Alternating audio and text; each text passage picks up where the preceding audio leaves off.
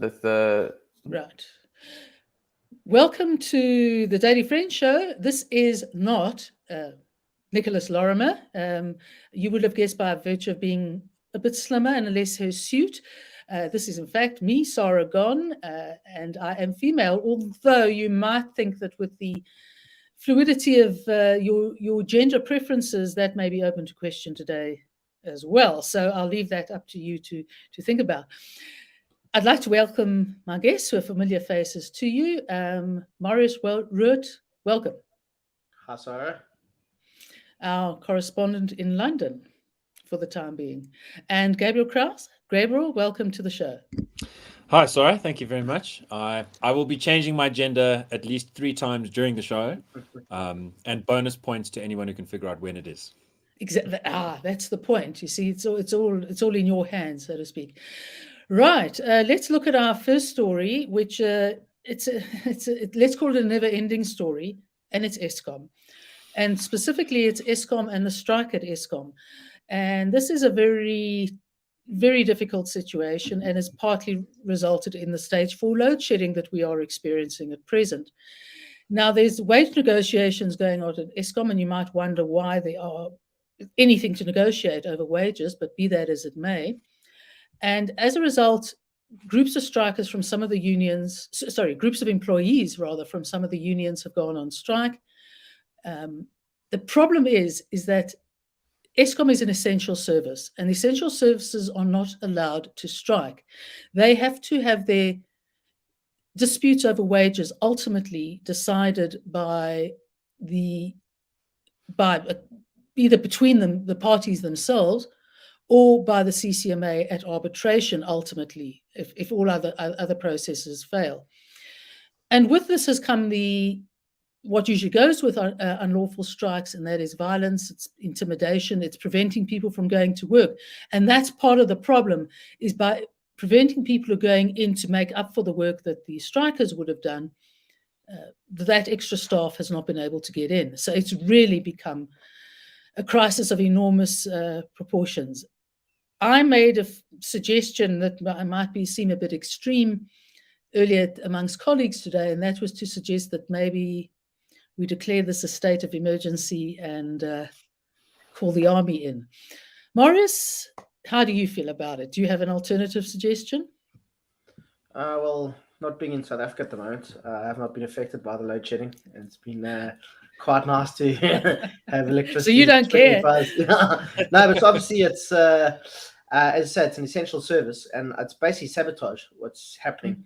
I mean, I saw on social media some people are saying they're not getting electricity for 7 hours at a time. And I don't know, I mean, it's obviously it has major knock-on effects for the economy, for, whether people are working from home or, in their offices, whatever the case is. And obviously people can get generators or get solar to run their businesses or whatever, but that's obviously extra costs, which are then passed on to consumer. And it's just, it's knock-on effects through the whole economy. And it's also, I mean, it's nobody's saying that people shouldn't be allowed to, lobby for higher wages and so on. But if you are working for something like Eskom, which is an essential service, as you say, it's, there should be better ways of doing this than going on strike and basically holding the entire economy or the entire country to ransom. It's, not ideal. And as far as I know, power stations are also national key points. So they should be, I mean, they're not just, people who work for Eskom aren't actually ordinary workers. They have without electricity, the economy simply can't function. And that's also why we need to, get independent power producers, get more of them online. And there does seem to be quite a lot of movement on that. We know that I saw recently, Andre de Ruyter said they've just signed contracts with a whole bunch of independent power producers that are going to use land that belongs to Eskom to produce electricity. The details escape me, but I think might have been renewables. But that's besides the point. As long as there's extra power coming into the grid, so there does seem to be a small light at the end of the tunnel. But I'm not sure if that's actually a light, or if it's the train of impending economic doom, partly because of the Eskom's failures coming towards South Africans. You make the point about being national key points, etc. But you're also dealing with workers who relatively well paid. They're asking for, they started off, I think, at 15%, and they've gone down to 10 and 8%, while Eskom itself is offering 5.3%. Solidarity's asking, I think, 5.8 or 5.5. So they're very, very close. But not only are they relatively well paid, but they remained employed during COVID. So they continue to get their salaries during COVID, irrespective of what may or may not be happening outside in the rest of the world. Gabriel, do they still deserve any sympathy from our point of view? It's hard to find anything but the most profoundly spiritual reasons to sympathize with people that have put a gun to the country's head effectively and said, give us an above inflation wage increase that is not matched by additional value add, or else. I think that it's worth recalling, even in the late 2010s, one of the Eskom Chairman Mabuza, said that it was effectively at least 30% overstaffed. Mm-hmm. And that's because if you look over the last, since about 2008, Eskom hasn't really produced more electricity. The actual amount of electricity drawn from the grid has remained more or less the same, whereas the amount of staff has more than doubled. So it's like you need twice as many people to make the same amount of electricity. That doesn't really make sense. Unless so it was essentially an employment agency exercise for the ANC. Right. I think I once wrote a piece where I said, you've got two kind of unemployment lines. And one of them is inside the building. You get a salary at the end of the week. You're not employed. You're not working. But you are getting a paycheck every month. And that's unfortunately what happened at various SOEs, various organs of state. I think that it's really deleterious. And I just want to say, the economy breaking down, what does it mean? It's not just a little bit of inconvenience. If this keeps going, if I remember sort of internal briefings that I've seen properly, South Africa's capacity, the amount of electricity we actually put out is about half of the theoretical amount that we should be able to put out. So we're running at half capacity most days, 2 cylinders out of the 4 in this little engine. If you drop it any more, you don't have to drop it much more, about 10, maybe 20% more. You start getting to the point where widespread national breakdowns are possible. That's obviously why we are now undergoing 4 or 6 hours a day on average load shedding for most folks. We had 12 hours on Saturday, so maybe a foretaste of stage 8 if that's to come. But if there is proper sabotage going together with these strikes and the blocking of people, then a total nationwide breakdown in a cold winter month could happen as we build up to the July 2021 anniversary of a profound breakdown in law and order in much of KZN and Gauteng. I think it's worth bearing that in mind.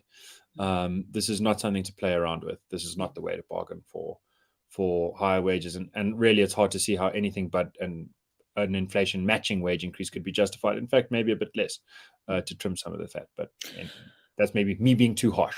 Yeah, I mean, one of the things that sort of adds to the concern is that employees can be dismissed for unlawful striking. Ultimately, they can be dismissed for intimidating people or assaulting them or damaging property.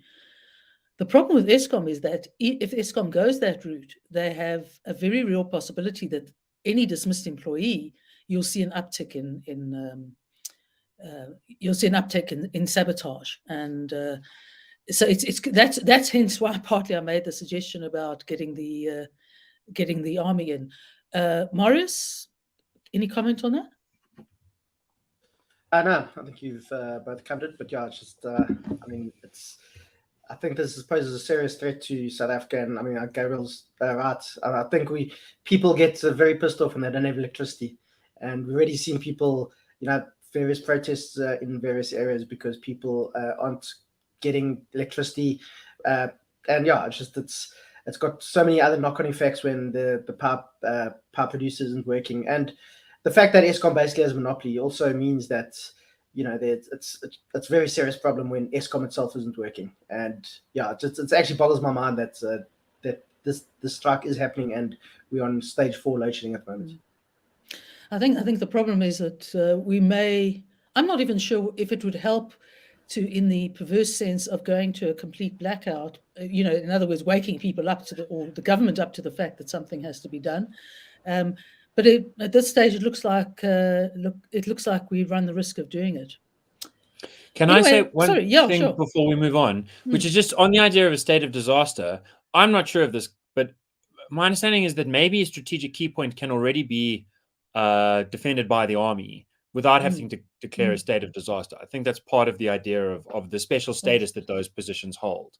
So if the strike continues and it continues to be violent, then I think getting South Africa's armed forces could theoretically be helpful to saving people from violence and intimidation who are just trying to keep the city's grid alive. The problem is whether it's possible to find the army and whether they can find the proper means power of stations. doing it. and it really is a serious problem for this administration. I can't remember who wrote the line recently, but it's a good old line that I share and have shared for many years. Cyril Ramaphosa has this albatross of Marikana hanging around his neck. He's never made good on it. He's never moved past it in a good and proper way. He's deployed his compacting theory of if you don't talk about it too much and you look away, maybe it'll disappear. But as a result, we have a commander-in-chief, I suppose, who has proven last year to be way too slow on restoring law and order. And it really is a big problem. Yeah. I mean, even if the army were only to come in essentially to guard the perimeters and part of the inside of a power station area, it's not necessarily it may not necessarily be to protect people from other people and from prevent it from going to work.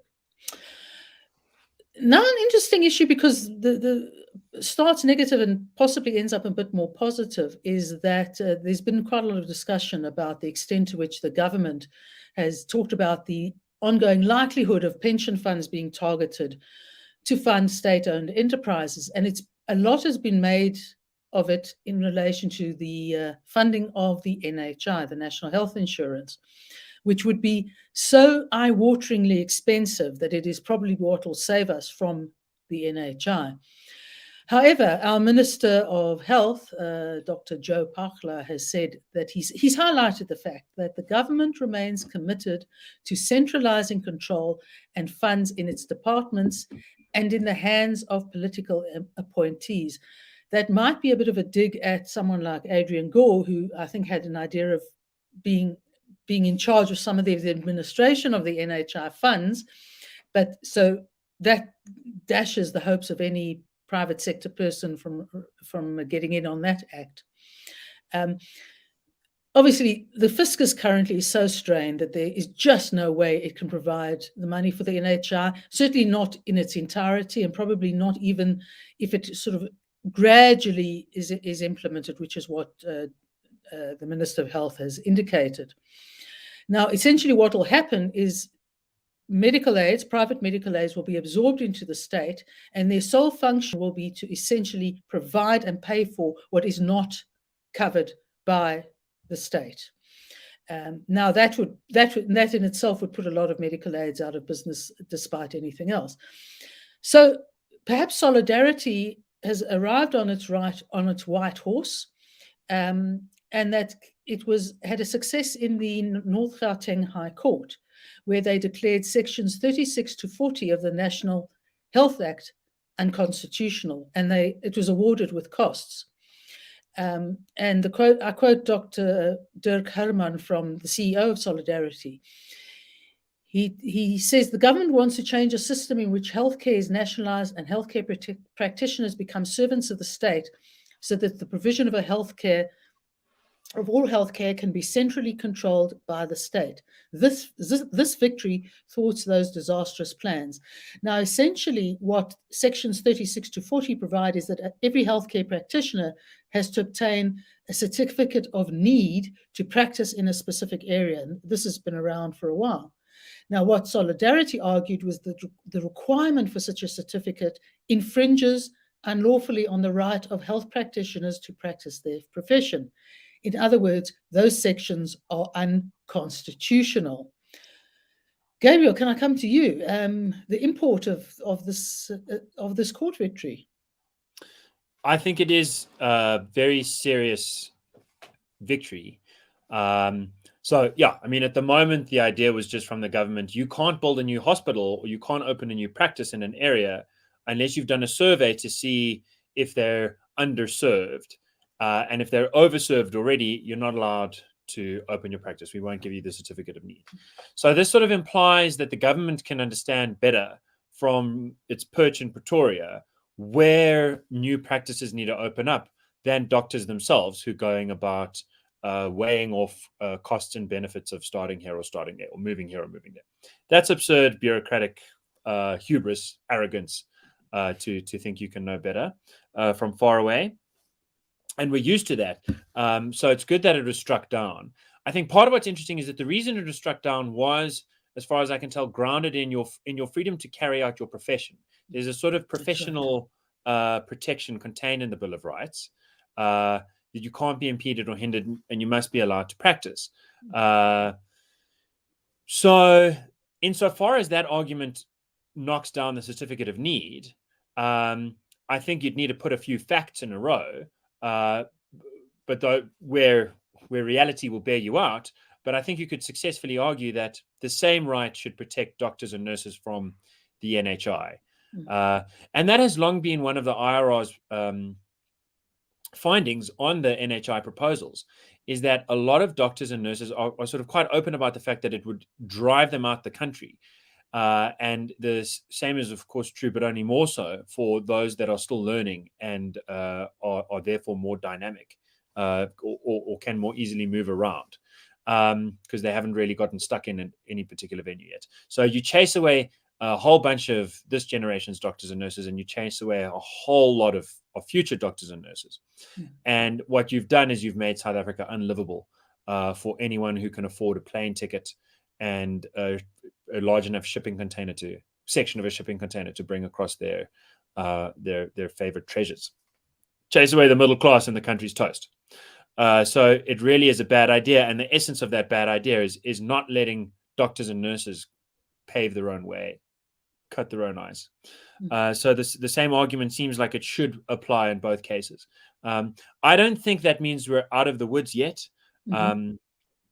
I think there is enough of a gap between the two that you could see this as a victory that gets overturned, maybe upheld at the SCA, but if it goes straight to the Concourt, who knows what the Concourt will do. Exactly. And if it gets overturned, it could go the other way. And that's why fighting the NHI in the court of public opinion remains very important.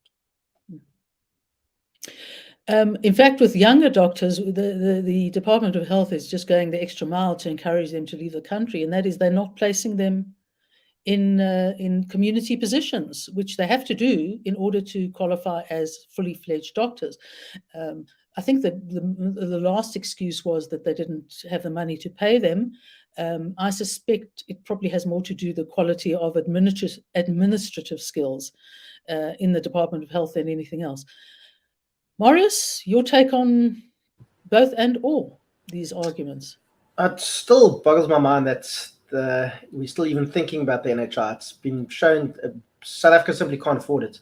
And as you guys have pointed out already, it'll just we'll see an even greater exodus of skills from South Africa, obviously primarily medical skills. And I think a lot of people who aren't in the medical field but do have the means to leave will look to going abroad.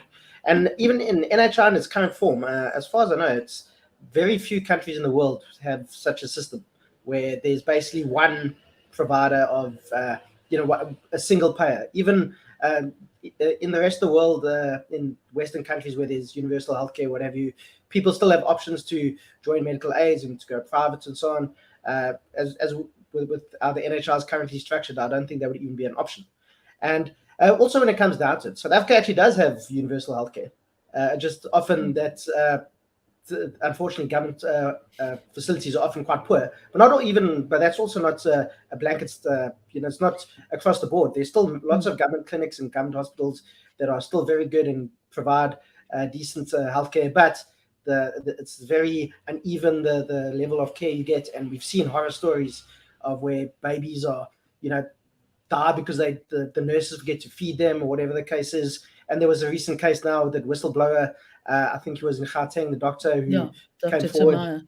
Exactly, and he was suspended. So obviously there are issues, but so instead of destroying what works in South Africa, the government sector should be fixed first. We should look at where things do work well in the government sector, then obviously copy that in the rest of the country. I believe the Western Cape is quite a good example of where government clinics and hospitals provide good services and what have you. So that's something we should look at.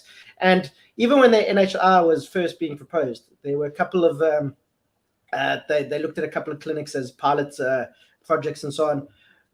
I believe only one of them actually met the NHR's own criteria to actually meet the minimum standards out of how many it was, 20 hospitals or whatever it was. So even government clinics themselves often don't meet what would be NHR standards. So it's actually mind-boggling that they want to get rid of what does work in South Africa. And to repeat it again, we'll see such an exodus of medical professionals and others, and anybody many people with the means to leave will do so. And we simply don't have the money for NHR, even though you could maybe make an argument for that it would work, and you don't want to exclude people. I mean, I don't think that's a very valid argument myself, but there simply isn't the money for it, and it won't work, and it's crazy that we're actually still thinking about doing it. Well, as I recall, the standards required of the NHI for hospitals to be part of the system is probably being met by about 17% of hospitals across the country. So they would have to improve hospitals in order to qualify to be part of the system. And if they improve the hospitals, then they probably don't need if they're capable of improving the hospitals, they don't need the system. But this is how we roll in South Africa. I'd like to come to our last item, which we raised very, very briefly before the show started, and I'm going to ask Gabriel to lead us in on this because he is acquainted with it. Gabriel, schools in Johannesburg and payment of water. So this is a tough one. A colleague of mine drew my attention to this report in Rapport newspaper yesterday. What was reported was that government and public schools, Model C schools, and private schools are all at the moment paying a greatly reduced property rate tax, and that this is going to be increased by a factor of 8 for the public and Model C schools and a factor of 10 for the private schools. Basically, the background is that one of the categories of property is a school, and has been for the longest time. And if you're a school, then you get a big discount on what your property rates are. That was then struck down at national level, but you could still apply to Kochta for exemptions.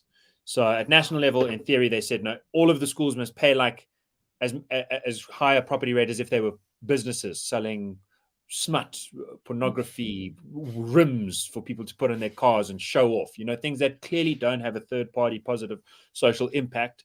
You get charged as much taxes as them, but you can ask us for an exemption. Johannesburg was declined such an exemption. Wonder why. But then went ahead on its own plan of just keeping the school category in place, but that has now been scrapped. And I think there was a sunset clause in the city of Johannesburg failed to put up a new workaround to keep the property rates low. Some of the examples that were given in the report had schools that were paying 40,000 Rand a month, going up to being charged 400,000 Rand a month in taxes. So if you're paying 5 million Rand a year in taxes rather than 500,000, that's 4.5 million that you've got to find somewhere. That could have been scholarship money, that could have been adding buildings, library, computers, all kinds of things, outreach programs. Instead, that's all got to go to the government, where it's going to spend it on let's look at the Auditor's General reports to see what municipalities tend to spend money on. It's not great.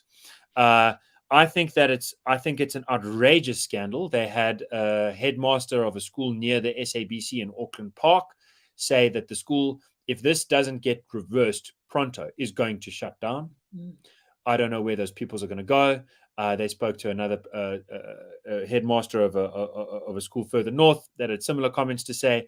They also drew attention to the fact that Kuro, which is one of these large franchise schools like McDonald's for low-cost private schooling, where the budget is almost is less than a lot of Model C schools and about slightly above the zone of the no-fee public schools, but the results are just day and night much better because the teachers show up every day, unlike in most public schools, and do their job and teach to the syllabus, and there you have it. They have been under legal challenge for the last 2 years. On the income side, they've been charged as if they were businesses rather than effectively something like an NGO. And again, the position there is that if they don't get a turnaround, it might drive the business out of business, and then all of those kids will have to fall back on the public schools that are so useless. Let me hit you with one last fun fact. We have 900,000 more pupils today than we did 20 years ago in South Africa's public schools, and we have 3,500 fewer public schools. So the pupils went up by 1 million and the schools went down by 3,500. It's completely backwards. The government is failing. We have the world's worst public education system on a bang for buck basis. 5% of grade ones pass matric in maths 12 years later. 80% of grade fours can't read. It's the worst in the world on the PRISM measure. We have just an awful system, and the solution is to achieve equality by chopping down the tall poppies so that we have an equality of uselessness. And I think it's inhuman. I was going to say that I think at last they've decided with Johannesburg how they're going to solve the education problem in this country. They're going to get rid of schools. Marius, do you think there's a better way? Yeah, I mean, this is apparently a statement Abraham Lincoln has apparently said. He said, "You can't strengthen the weak by weakening the strong." And I think that's exactly what happens in South African education system. Is always seems to be. I think the ANC itself is quite. They're quite suspicious of private schools, and obviously even Afrikaans schools, if they're public schools. So yeah, again, same as with the NHI story. Instead of trying to replicate what doesn't work, we should look to what does work and copy what happens in schools that do work. And there are obviously also the public schools that work pretty well and give good results, and people, sets them up well for university or life after school. And we got to look and see what's being done well at those places. What's working? What's is it from the principal? Is it the surrounding community? Whatever the case is, probably a combination of all this kind of stuff. But that's what you got to look at. And yeah, it just seems to be another attack on number one, private sector, and on excellence, which does seem to be quite common in South Africa. But Panyaza Lesufi also recently won the ANC chairman position in Gauteng, so maybe he'll be moved out of the MEC for education position in Gauteng, which might be a good thing for education in the province. So we'll have to see. From your lips to God's ears, Marius, but I somehow think that's not not likely. I think our colleague John Cain Berman, in doing some research a couple of years ago, established that fundamental to the success of poor schools that really did well despite their lack of resources, was the principal, the person who pulled the school together and who pulled all the teachers together. Gabriel, in a minute, anything to add? Yes, I just want to say that the IRR campaigns team has been campaigning against the Bella Bill for some time now, the Basic Education Law Amendment Bill. And our submission went to the committee, to Parliament, to say that this is a really bad idea. One of the things that Dr. Anthea Jeffrey warns about in the submission is that this can be used to try and achieve all kinds of employment equity targets, all kinds of racial demographic representativity, to force admissions policies to change, to force schools. Partly, Helen du Plessis, I see in the comments, said that there's a school close to her which has 40 pupils, and that's considered good. A part of the idea here is that you can take a school that's got 80 pupils and say to the one that's got 40, you have to change your admission policies so that you also get overcrowded. Because if all the schools are overcrowded, once again, we have a quality of uselessness. I was on a debate on Newsroom Africa last week for about an hour with a Stellenbosch professor. I think Gabriel's been load shed or something's happened.